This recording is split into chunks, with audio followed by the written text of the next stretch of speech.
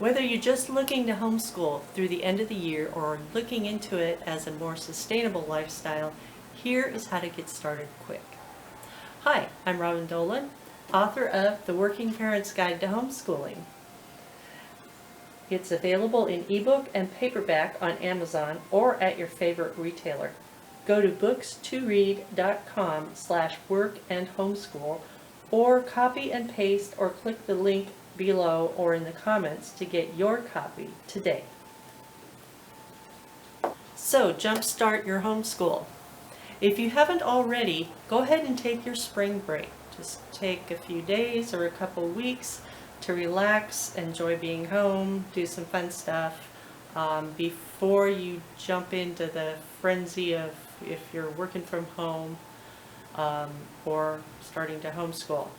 Lay around in your jammies, watch movies, play games, complain about how slow the internet is because everybody's home and you're all on the same bandwidth in the whole neighborhood. Let life unfold and discover your #stay-at-home routine. Then when you're ready, go ahead and pick a couple hours daily for official homeschooling. And what I mean by official is if your school district has requirements or stuff that they've sent home with you or whatever that they want done and turned in, use that time for that. Get that out of the way and then the real learning can begin. Now we move on. There are 3 basics to learning: reading, writing, and arithmetic. Yep, still applicable after all these years. When your child can read, they can learn anything they choose. Writing. When your children can write, they can process what they've learned and communicate clearly. Proper spelling, grammar, and structure contribute to clear communication. Arithmetic. When your child can do the 4 functions of arithmetic, addition, subtraction, multiplication, and division, they can keep track of their finances, build a house, cook, estimate medicine dosages, estimate the cost of travel and owning a vehicle, estimate a monthly budget, and estimate needed income for their desired lifestyle. They can also advance in scientific pursuits and help discover a cure for the big C, insert desired disease here. These 3 basics will give your children the skills they need to succeed in life. No matter what age or grade your child is in, this is where you start. Evaluate what level your child is at in each of these areas, and then it's time to look for materials. While we are staying at home, the internet can be very helpful in providing resources for education. In my last video, I posted some free resources to help with various subjects in all grade levels. In this video, I'm going to cover resources to help with the big 3, reading, writing, and arithmetic, both online and off. For those of you who know families who do not have internet access, maybe you can pass on some of the information on offline resources if they need help with ideas. I know that a lot of internet providers are temporarily offering free service to families with children who are out of school and need to make it through the next few weeks. I know in Southern California, in my area, Spectrum is offering 2 free months right now to children who are homebound and who need school. And that should take you nearly to the end of the school year. Resources for reading. Books. Lots of households today are nearly devoid of books, and I get so excited when I walk into a house or see a picture in somebody's house where they have bookcases full of books. Because I'm a book geek, and I may not read every book, but I love having all the books. I don't know what it is, but I guess it's my... Never mind, I'm not going to go there. Okay, but if you have them, read them. The dictionary, the thesaurus, the encyclopedia even, you can read those. And all manner of books well, maybe there's some exceptions and that you wouldn't want your children to read, but all manner of books can be used for education. Libraries may be closed, but stores like Walmart and Target that are open for groceries also carry a lot of books, and school supplies. And of course there's Amazon and other online retailers, Hamilton Books, Barnes & Noble. You use your Kindle. I mean, I'm counting my Kindle here, and I love it for books. Also online, a site and an app that you can get on your device also, overdrive.com. It may be .org, but Overdrive offers library books and audio books for free, and all you need is your library card. So hopefully if you have a library card, you may be able to get your library card online through your local library, I don't know, but through Overdrive you can check out books just like a physical library, but they'll be ebooks or audiobooks. A good book can supply your children with nearly every subject they need to cover. Reading, writing, penmanship, grammar, science, history, sometimes even math. Read along with them, and you can pull these subjects out of the book and use them in their respective lessons. Younger children can copy passages for copy work, practice with their handwriting, practice with keyboarding. Older children can write essays on topics from the book. If there's a history aspect to it, you can delve deeper into that part of history. If there's a science aspect to it, you can delve deeper in that part of science. For an example, I'll use Rick Riordan's Percy Jackson books, which deal with a lot of stuff from Greek history, the Greek gods, Greek culture, and you can also go into Aristotle for science, Pythagoras for math, Hippocrates for medicine, and so that's the sort of thing you can do with just a novel, or what we call living books that are based on reality or have some aspect of reality that you can dive deeper into. Writing resources, paper and pencil, Microsoft Word, Google Docs, whatever works for you. As I said earlier, copy work is great for practice with writing, and you can do that either with manual writing or with keyboarding. Essays, have children start keeping a daily journal as soon as they can write. It could be anything from a sentence for a young child to a page for an older child, and it doesn't matter what they write in their journal. Another thing you can do is essays. You can give them a topic or let them make up their own topic. Younger children can write 20 words or 50 words. Older children, high schoolers, can write 500 words. You read them over, pick out some areas where they need improvement and explain it to them, but let them do the corrections so they learn what they need to do, how to make it right.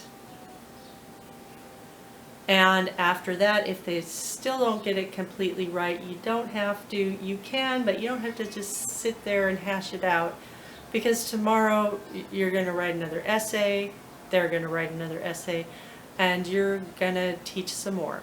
So it's an ongoing thing. It's not perfected right this second. The Robinson curriculum is a great resource for this type of teaching. They have a full curriculum for K through 12, and no, I'm not getting a kickback for this. It's just we've used it, we like it, I recommend it. They've got hundreds of books of this type that you can use in this way that cover all these subjects, including they have their own grammar book, they have the dictionary, the encyclopedia, all on these 20 discs, and now you can access it online as well through their well, go to their website. It's linked below, and it tells you how to do it online if you don't want to buy the CDs. You can print it out, you can do it online, keep it in folders on your computer, however you want to do it. It's very flexible, it's very economical. They even have the flashcard system for learning the 4 functions of arithmetic. So they're great. Resources for arithmetic. Don't be intimidated by math, please. Okay, with math, basically, the first thing you have to do is master the 4 operations: addition, subtraction, multiplication, and division. Until your child masters that, there's no point in going in any further. So master the 4 operations. You can do that with daily practice with flashcards at whatever age and grade level your child is at. And then once they, just really click with the addition, subtraction, multiplication, and division, then you go forward from there. Saxon math books are a good way to go. Your school district has suggestions. Good old-fashioned flashcards, you can get them at the dollar store, you can get them at Walmart, you can get them online, you can make your own. Whatever works for you. You can pay for them, get them for free. For older and more advanced students, once they've mastered the 4 operations and are ready to proceed, Khan Academy is a great resource, and there are a number of other online teaching and tutoring sites for free, for donations, for subscriptions, whichever site you like the best. There's Time for Learning. There's all kinds of them. I like Khan Academy. We've used it, and my son liked it. So it's a great resource for math lessons of all levels, especially algebra and on up to calculus. It's also a great resource for science lessons, physics, chemistry, from primary grades to high school and beyond. Do not underestimate the value of play in learning.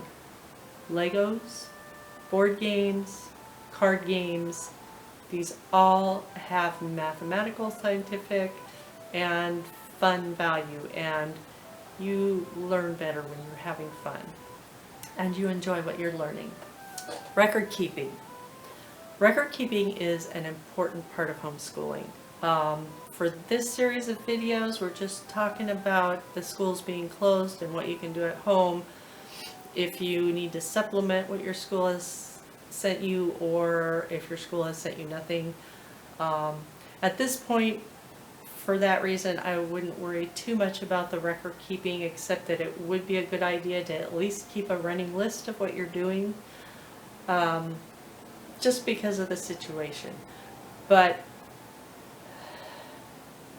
so that if you need to produce a record of study, you can produce it. You can always, make it more detailed if you need to do that. Including videos and photos is a good idea. For now, I would do just that. Get a notebook or staple some papers together and write down your school and write down your school activities. Make a note of what pictures and videos you took and where they are, what file on the computer they're in, or if you printed them out. Keep all the physical work, the writings, the reading, notation of books that were read or used, movies watched, discussions taken part in, experiments. Keep all the physical stuff together, and that's it. If you decide to homeschool on a longer term basis, you can set up a better record keeping system. But for now, you can just put all that stuff in a box, put all this in a file on the computer, and make sure you know where they are, and you'll have it if you need to pull it up and write up a report for a school official.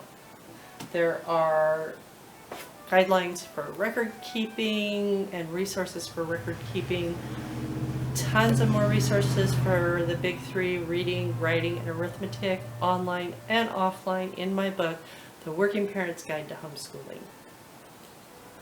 I hope you enjoyed this video.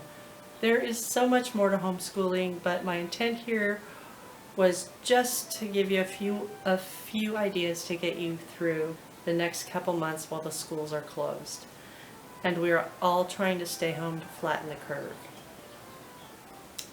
Take advantage of the links below for further resources. And please like, subscribe, and share this video with all your friends and family. Every little bit helps. Become a patron on Patreon for as little as $1 a month for exclusive content and updates on my current works in progress. Click on the link below for my Patreon page. My social media are also linked up in the channel artwork. And visit me at robyndolanauthor.com, my website. Thanks so much for stopping by. You'll find dozens of links to online resources and chapters full of offline materials in The Working Parent's Guide to Homeschooling 2nd edition, available in ebook or paperback at Amazon or your favorite retailer.